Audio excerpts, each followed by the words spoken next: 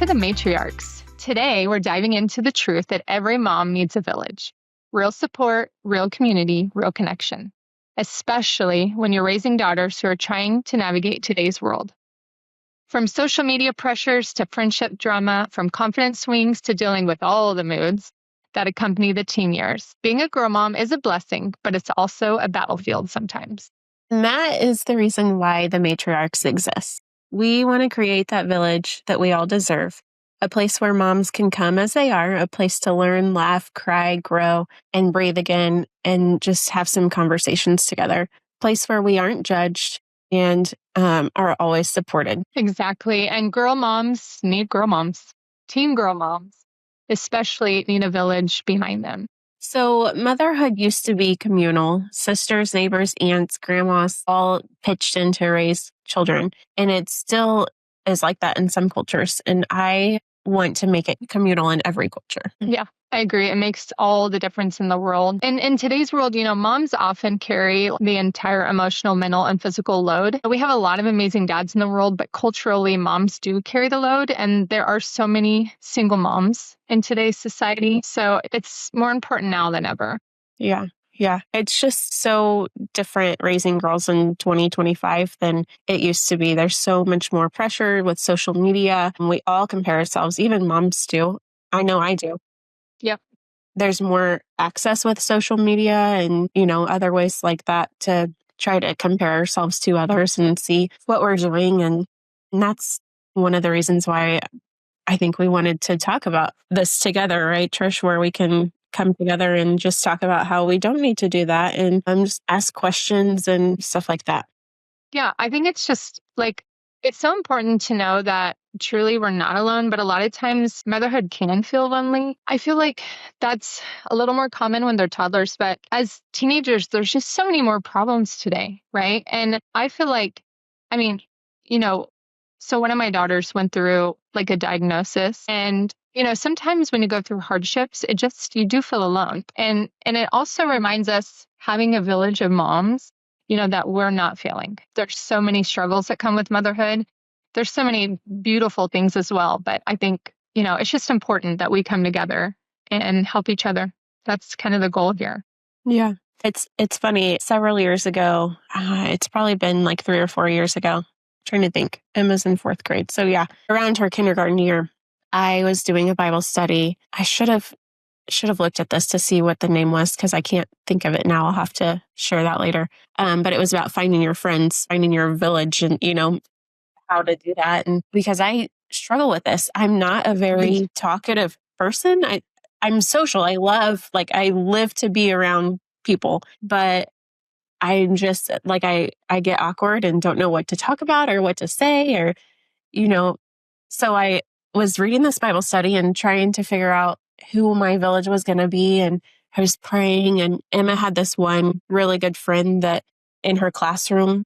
And then I found that her her kindergarten teacher also had a girl around the same age. And they both went to our church. And I was like, God, just please help me. If it's your will, please help me figure out how to become friends with them so that we can kind of create a village. Because I know that they have, the same values and same type of relationships and stuff that we want them to have. And now kindergarten, 1st, 2nd, 3rd, 4th, 4 years later, we are doing a Bible study together. Those two moms and I are doing a Bible study together and they are two of my best friends. And, we reach out to each other and talk to each other, ask questions. One of them has a boy that is almost 18 years old. And so she has lived through all of this already that I'm starting to get to. And I know you have too. And so it makes it easier to just reach out to them and ask them questions. And her son is he gets up early and goes and picks up his friends to take them to church because he knows they won't go otherwise. And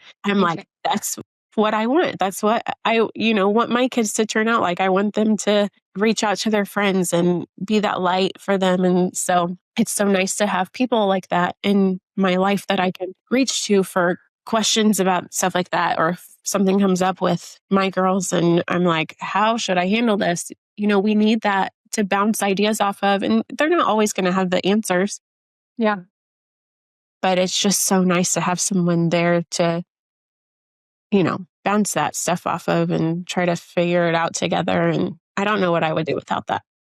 Yeah, no, honestly, I think it's so easy, especially when your kids are little, to like get so wrapped up in being a mom Yeah. that you forget to foster those friends. I did that really bad when I was younger. And I'm the same way, Meg. Like building relationships just doesn't come super easy for me. Yeah. I think it takes a while for me to trust people. And then like I don't love drama at all. And so over the years, I've been probably too selective. But I think too, not only does it help as moms, but it's proven statistically, like if you have a group of friends, especially like if you're married, it actually statistically helps relationships as well. So like if you go through hardship with your husband, right? Because we all do, it having a good community of friends that you guys have like couple friends and then you have individual friends as moms, it does. That is proven to help people get through like tough situations relationally. But I mean, it's so refreshing when you can have like conversations with moms and then you realize, oh my gosh, they're going through the same stuff we're going through, or their child had the same diagnosis, or they're having gut issues, or like it's a million things, friend issues, and it's so nice too to have like older friends that, like you said, who have been through it. Because years ago, Grace kind of when we transitioned the girls to a different school, Grace ended up getting like a whole new group of girlfriends, which they were amazing. But I remember there was one friend from that she had been friends with for years that I was starting to get a little concerned about. And a friend of mine who has kids like in her late 20s, she was like, do not force her to stop being friends. Like that will create such a division between you. And it was such a great piece of advice. And so anyway, it's just nice. There's so much that we can benefit and there's so much we can do to help each other in this village. And it'd be fun, as we grow this to have like get togethers or like little mini events or something to where we can invite moms to come Yeah. together. That'd be fun. Yeah. Yeah. I agree. That would be fun. Okay, so we're going to jump into, just the unique journey of being a girl mom. And Megan and I have different, like our girls are different age ranges. So Meg and I are 8 years apart, and I started having kids pretty young. So, Meg has girls that are in elementary school, and I have girls that are grown. And I think it's important to talk about all of the experiences as a mom because, we all, like whoever's listening, you're going to have kids of all ages. And for me, like I'm in the thick of the teen years with my youngest. And, I think it's so important to talk about this because girls, especially that are going through the teen years, right? They have the hormones, they're going through puberty.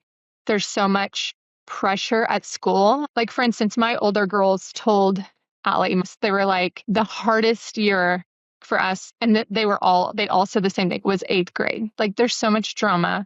And there's so many like girls trying to figure out friendships and navigate friendships. And so we're in the thick of the teen years, whereas, Meg is like in the thick of, elementary school and leading up to the teen years. But so like some, common statements from kids are like going from, like when they're little, they're like, Mommy, look at me, to when they're teenagers, it's like, Mom, stop talking. Or like, Mom, you're so embarrassing. And I'm going through that right now. I would say Allie is more vocal about that than any of my other girls were. Like right now, I'm just so embarrassing. I can't say anything right. I don't breathe right. I swallow too loud. Like, but at the same time, and it can be a little exhausting, but at the same time, like she cannot live without me. She'll just come up to me and hug me, which for Allie, like she's not a very affectionate girl. And so for her to like come up and hug me, or she ordered me a necklace. This is like nothing prompted this, just out of the blue, spent her own money, ordered me a necklace off of Amazon that was a picture of us, me kissing her as a baby, and you flip it over and it says, Mom, I love you. I was like, that little gesture made all of the like moments that I'm so embarrassing worth it. And I think as moms, and Meg, you're not quite, I think Oh, maybe. girl. Okay. I was going to say, I think you might be. Emma is definitely starting to get that way. And even Ella, like I can't chew right. If I am chewing something, they both are like, Mom, stop chewing like that. You're chewing too loud. And And then sometimes at school, like sometimes Emma will be super excited to see me because I work with the PTA a lot, and she'll be so excited, run up to me. And then sometimes she's like, Mom, really? Like, why are you doing that? Yeah, So I know. And it's I'm starting universal. to hit that. I'm starting to hit that stage too, which, It's so funny because I feel yeah, like it's starting younger and younger, you know? And I'm sure it's just like hormones are happening for girls younger and younger, puberty. But yeah, and as they get more into puberty and like girls can flat out be vicious, right? yeah, And I think yeah, as a mom, like you want to balance like teaching your kids about respect and, respecting your elders and like even biblically, like obeying your mother and father, right? But at the same time, I think it's important, as this is an opinion here, but I think it's so important to choose your battles with your teen girls because I have learned like if you show them grace, like we're shown so much grace by God. As a mom, if you show them grace, then they're going to trust you more.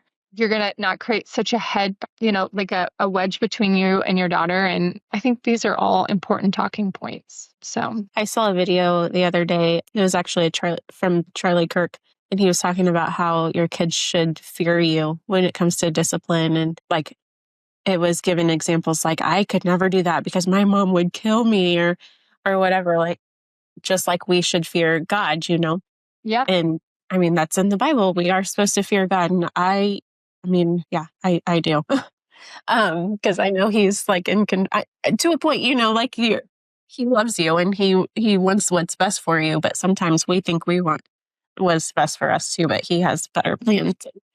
But yeah, so I was just thinking about that when you brought that up. Yeah, it's hard to find that line of discipline and then also grace and, you know, showing them that we will love them even though we all make mistakes. And Yeah. Well, that's what I tell Allie too. It's like, if God didn't love us, he wouldn't correct us, right? We wouldn't have consequences. And it's the same for parenting. Like I tell her a lot when she gets frustrated with me because of discipline or whatever. It's like, honey, if I didn't love you, I wouldn't care how you like behaved. I wouldn't care if, you know, like I wouldn't be concerned about training you up, as to be like, good woman. And there's so much that we have to do with our children to prepare them for adulthood. And that's one of them. And so I just remind her, like, truly, like disciplining and keeping your child in line is hard. It's so much harder than like not disciplining, not, preparing your children. And, there's an amazing poem I love. It's called On Children. And it talks about, and there's scripture about this, like God's the archer, right? And we are the bows, the stable bows for our kids, and our kids are the arrows. And you do have to prepare them, and that's what I just remind her when she gets frustrated with me. It's like, this is all a part of it. And I tell her this too. Like God blessed me with you and Grace and Reagan and Kaylee, and he entrusted me with you guys. So if I don't raise you up in the way in which he wants, then I'm basically failing, that important responsibility that God entrusted me. And so this is a part of it. And I just always try to like remind her of things like that as we're like fussing, because we fuss a lot. Allie and I fuss a lot. Like, I think we're just so much alike and we both have strong personalities and so it's interesting. And one more thought, and then I'll shut up. It's also, and I've learned through parenting and having older girls that you cannot discipline or like you can't discipline or treat your children all the same because they're all so different. Like I could look at Grace when she was younger and she would just see that I was upset and that would just kill her, like the disappointment, and she would stop. And that was so easy. And, like with stronger willed, spirited kids, and some of them, like they don't care if you correct them and they're just going to be strong willed. But like Allie, there's a certain way that I have to correct her. Otherwise, it just doesn't settle well. So I think a lot of parents, when your kids are young, you think you can, you know, treat your kids the same, and you really can't. yeah, yeah, because they're so different. It's crazy how they can be so different when you're doing, all the same things for the most part. Yeah. Another thing that is really important in motherhood and, getting our village together is helping them build confidence in their identity, boundaries, independence, because sometimes we can't do that by ourselves. We don't know how. And so I rely on, my, especially if they're not with me, if they're with a friend's parent and they're doing something or they notice that their confidence isn't quite high. Even Emma's teacher, I've noticed, she said something about how she's really hard on herself. Like if she doesn't get something exactly right or, she is really hard on herself. And she said, I almost worry about her pushing herself too hard. And I was like, well, thank you for noticing that. And, thank you for building her. She is so good at building her up and helping build that confidence and stuff like that. It really, truly takes a village because I can't do it, No, I even look back over my childhood and think about all the people that had such a positive impact and influence in my life. And it was so many more people than, my parents, grandparents, and aunts and uncles, and teachers, and coaches, and people within our church. And like, it's amazing how God uses different people. And I think too, like we all have our weaknesses, right?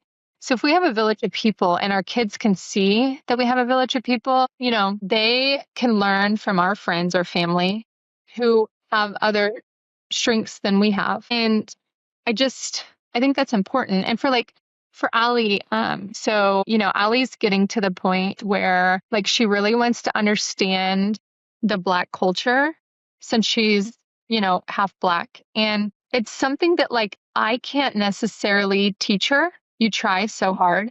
And so she has amazing friends and whose parents are teaching her like that part of her culture that I can't. And watching her explore that and like, we have the most amazing couple from our school.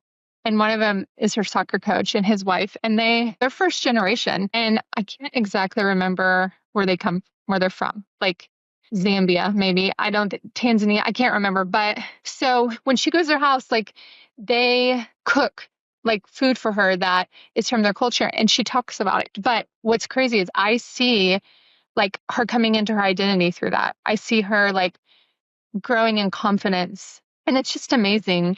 And I think, like you said, just having that village to not only help one another as moms, but also help our children. That Oh, yeah. that also goes into like heartbreak, mean girls, self-doubt, friend drama, and then fear as well. Because sometimes you just don't know when Emma's having an issue with a friend at school, or which hasn't happened in a long time. Her friend group is actually really good.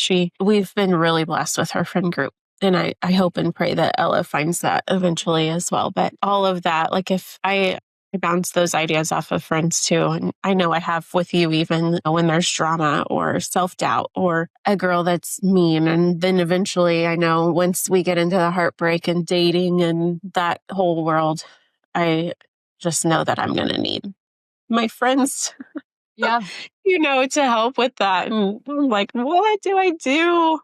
How I do we know. handle this? Because sometimes it's good to have your friends or your village to like just talk through that stuff with, because I think as moms, especially, our initial response is we want to fix it for our kids. But Yeah. I heard something a couple weeks ago that was so profound to me.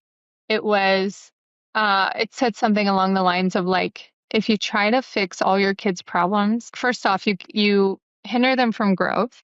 And you also hinder God from like using those experiences to teach them very important life lessons. And I've known parents who have fixed all their kids' problems, and as they became adults, it became big issues. And so it's so hard to like step back.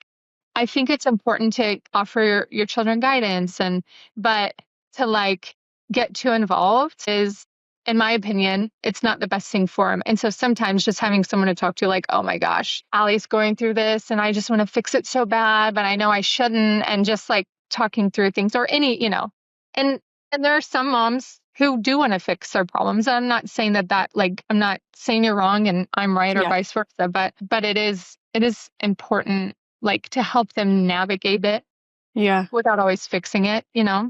So, And that's hard too, because so hard. as moms, we carry that as well. When our kids are hurting and, struggling, we internally like are hurting and struggling. And so it's hard to find that line. And yeah, It's that's so hard. hard.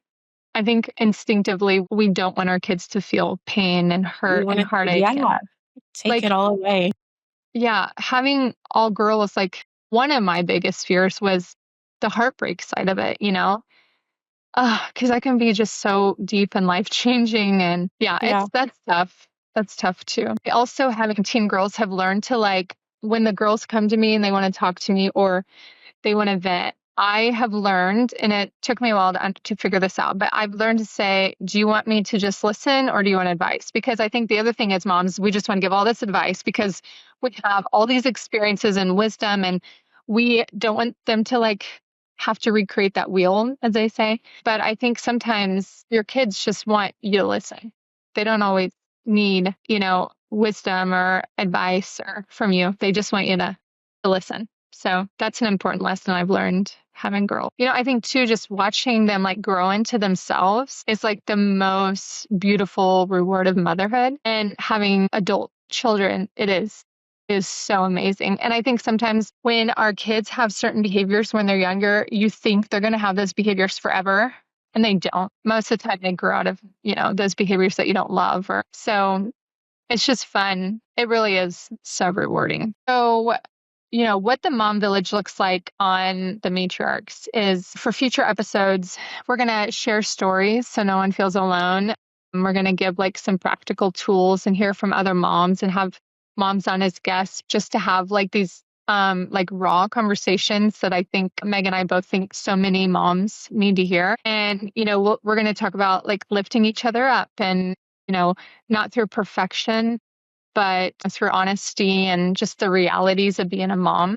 So there's so much that we're going to cover in future episodes. We're going to celebrate wins, big or small. And we're just going to be a community that reminds one another that we're doing better than what we think. Because I think that's such a common thing as moms is we think we're failing. And we are going to introduce some more fun back into the podcast, especially with the mom segments. So we look forward to growing with you guys as moms.